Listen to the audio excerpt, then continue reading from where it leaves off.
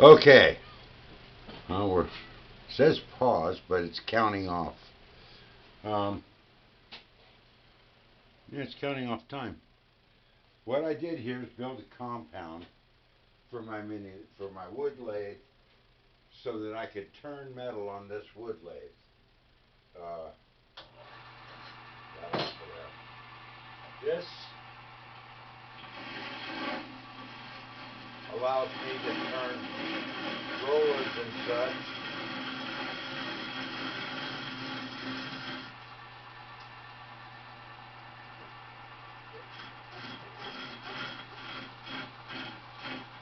I'm just going to take a quick pass here so you can see it cutting. Uh, this, we're just going to take a quick pass here so you can see this cutting. I need to speak up because I'm not looking at the mod. The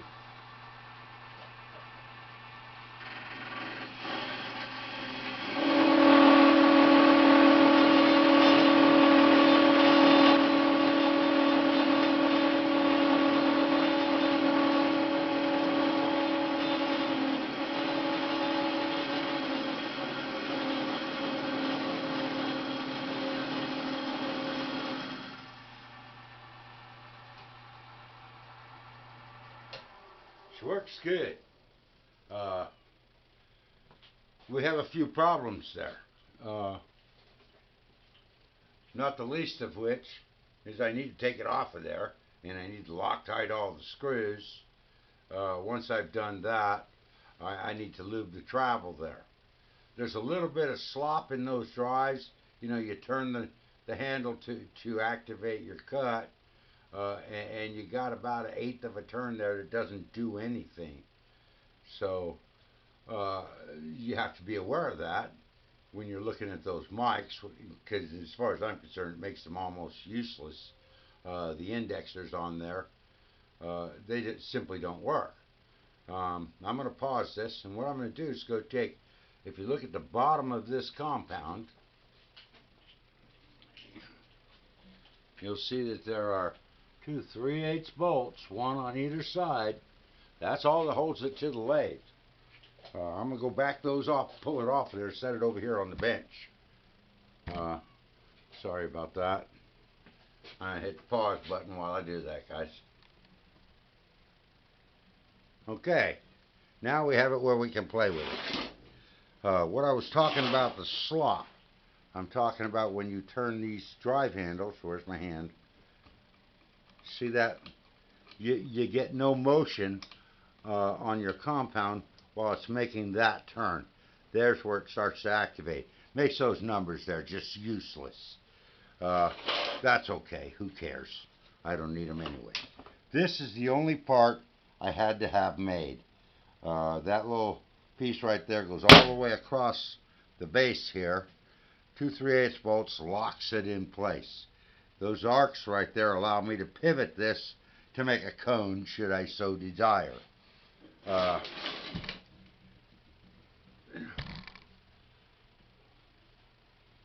let's see here. Turn that around so we can see. There. I'm trying to make this short enough that it doesn't take up your day, but I want to make sure that I impart the information that I am looking to impart here. Yeah, we're recording. This is my third attempt because I hit pause and it didn't unpause when I released it, and these cameras make me crazy. If I'm not speaking directly at that mic, you can barely hear me. I think I need a long cord so I can wear it. Apparently it's not wireless and can't be made so. Anyway, I turned this one yesterday. This is a $129 wood lathe. It's 5 speed, 750 to 3200. It will handily turn aluminum, brass, and bronze. I don't know about steel. I am going to turn some this afternoon. I bought this flange adapter from a little machine shop out in Pasadena. This index right here is too large. I have a 4-jaw chuck that I want to be able to put on there. It's just extraneous, not being used sitting on a shelf next door. I have a forge off for this one, it's behind it. This adapter plate's already drilled to go on there, but I have to turn this index down because it's too large, won't fit in the index on the chuck. That was about 30 bucks, I think. It's worthwhile to be able to put a conventional chuck on it. I probably will end up ordering a 5-inch self-centering chuck for this at some point, but not right now.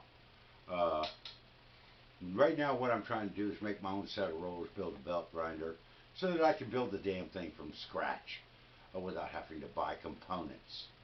I have 1, 2, 3, 4, 5 different motors sitting around here, so that's not even a concern. The lathe situation, that one's busted. The little blue one sitting behind me is a miniature metal lathe. The power board burned out on it. It's Chinese New Year's. They can't even ship me one. They have to program it, and they're not going to be back to work until the 17th. So it'll be March before I put my hands on that power board. So that thing's down till next month. Anyway, the main reason I built the compound for this is I can turn much larger components. And quite frankly, there's no electronics involved. This is belt driven, 5-speed, 750 to 3200. It'll turn anything I want to turn. Kick her down to 750 for boring. Boring is one of the only problems I've encountered. The tailstock for the wood lathe only has 1 3/4 of an inch of travel. These rollers are 2 3/8 inch deep, finished. So I need a 2 3/8 hole, and I only got 1 3/4 of travel, which means after I get that board and that drill bottoms, and it won't go any further, I have to turn the machine off, move the tailstock forward 1 inch, and finish the hole. I really don't have a problem with that. I like the idea that I can count on this machine to keep running. That's a 1/2 horsepower motor right there. This thing runs a 550 watt motor. It's DC. And quite frankly, I don't know how they arrive at horsepower. Because to me, 1 horsepower is 746 watts. It pulls about 6 1/4 amps at that level for 1 horsepower. Well, that's not true, because they got a 1 horsepower electric motor right there that pulls 11. So I don't understand how they rate these damn things. I don't know that it's actually relevant as long as it's got enough power to do the job. There's guys out there putting 7 horsepower motors on these 272 belt grinders. Holy crap! It won't be long before somebody hooks a Harley engine to one. I don't understand the need. This has a 1 horsepower. It's running a 5-inch drive roller, 4-inch tracking roller, and 2-inch platen rollers. I've never stalled it. I've had that thing up and running over a year. I've never stalled it. I've never had any problem with it whatsoever. I am modifying it. I'm going to pull the 5-inch off of it and replace it with a 6 that I ordered yesterday. The 5-inch, I was on Walmart.com this morning, and a full set of rollers is 57 bucks. Well, turning my own rollers seems like a lot of work for 60 bucks. You know, I need. On the other hand, that's 432 on those rollers, and a 4-inch drive roller to me is too small. So I'm going to have an extraneous 5-inch once that 6-inch gets here. And so what I'll probably do is go 532 on the other grinder that I'm building. I'm going to build one that flips over, but I'm building it for a 142/242 belts. It has to sit on that little bench right there to replace that 1x30. And my game plan is to build this thing so that I can drop the tracking mast down and run 1x30s, Put it all the way up, run 1x42s with a 1-inch backing plate. That will give me a 1-inch 42. And when I change that backing plate to 2-inch, now I have a 2-inch 42. I like the idea of that versatility, but I do commonly find need for that 1-inch belt. Sometimes it can do jobs that you simply can't do on a 2-inch. I got another belt grinder outside. It's one of those piece of crap 4x36s. They work for what they are, but they're not great. This is the adapter they sell for the chuck on this thing so that you can put a 4-jaw on that. They sent it to me to pair with this. I don't know what the thinking was there. But I don't even need it now because it's useless to me. I'm not putting 2 3/4-inch plates on that 4-inch chuck and then putting it on my lathe. That's just silly. For one thing, they're fairly heavy, and I don't like the idea of hanging extraneous weight off the bearings. But, long story short, what I started out here was a 3-inch Wen compound vise. I cut those pieces off of it. I think I showed them to you already. Show me again. These pieces I cut off of it. Let me turn the camera around so I can see it. I cut all this crap off of it in order to make it into that compound. This piece, I might find a use for that. So I'm not going to shit can it. The big question here is if you have need of a lathe, that one can do both jobs. I've turned a whole bunch of wood on it, never had a problem. I've turned aluminum on it using wood chisels, using these regular wood chisels that are hanging on the wall. The problem there is you got to run a mic across the darn thing every 3rd pass, or you'll get out of whack, and then you spend all your time recovering from getting out of whack. So better off the compound gives me a level of accuracy that I can get same as I can get from this, and that machine's not going to fail. If you need to change the speed, you loosen that lever right there, and you go around back and move the belt, and then you tighten it back up. That's the only real adjustment there. This thing bounces between 750 and 3200. That's a pretty good spread. 750 for boring. I paid $129 for that stupid thing, and I saw one the other day.